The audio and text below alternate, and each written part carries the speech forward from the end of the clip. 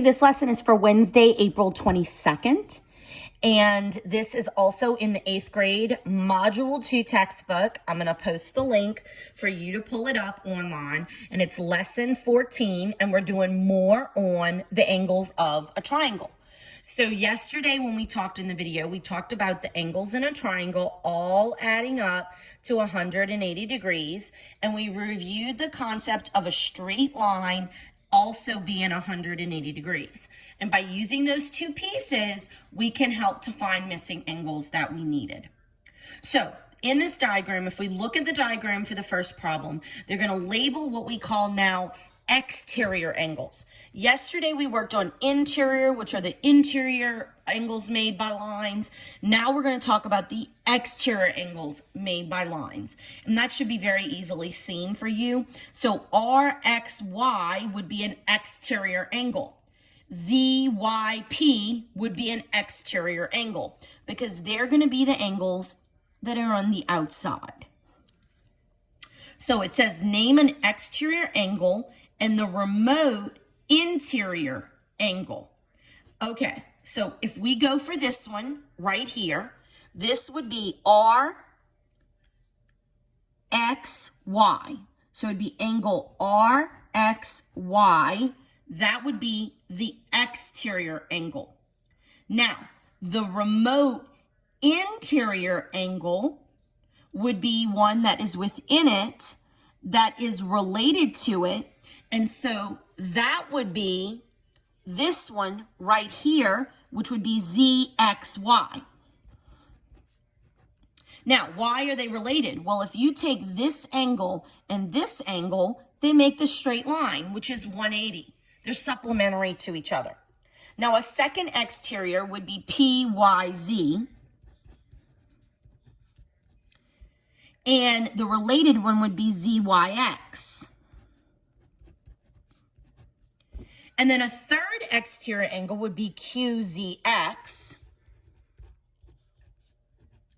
And the related one would be YZX.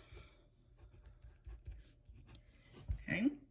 And what's great is that we know now that if this exterior angle plus the interior angle should equal 180 degrees, you can use subtraction to figure out missing angles. So let's see that in action. Turn the page. All right, so here's our first diagram. It says find the measure of angle X. So I'm going to find X. Here it is. It is an exterior angle that I'm looking for. What do I have? I have two interior, which means I could find this missing interior. 30 plus 14 gives me 44 degrees. But I know that the three angles in a triangle equal 90. So I'm going to subtract the 44 from the 90. And I'm going to get 46 degrees.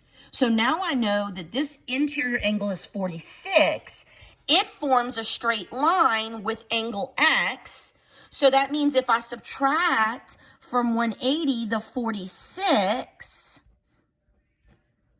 I have this angle, 134 degrees. Now I'm thinking for a second here. I did something wrong. Scratch that. I've got to subtract from 180.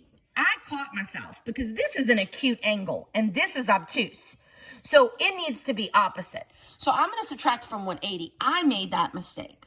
So then this is going to become 136. Boy, this makes so much more sense because look, it's an obtuse angle.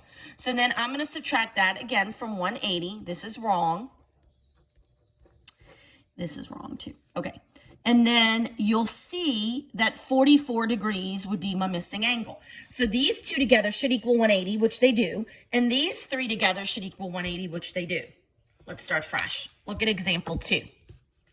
Find the measure of angle X. So I'm looking for this exterior angle right here. Well, I know that the angle next to it should equal 180. And this is the one that I need to find. Well, I have the 2 in the center. So that means I'm going to add those up. And I'm going to subtract them from 180 degrees to get that missing angle. So 180 minus that 76 is 104 degrees. Makes sense because it is an obtuse angle in there in the triangle. To find this one, it's going to be acute. I'm going to subtract the 104 from 180 because they make this straight line right here. And I'm going to get 76 degrees. That makes sense because look, it looks close to 90. So that works. Example 3. So I'm looking for X. Where's X? Here is X. This is what I'm looking for. Well, it forms a straight line, CA, with 121 degrees.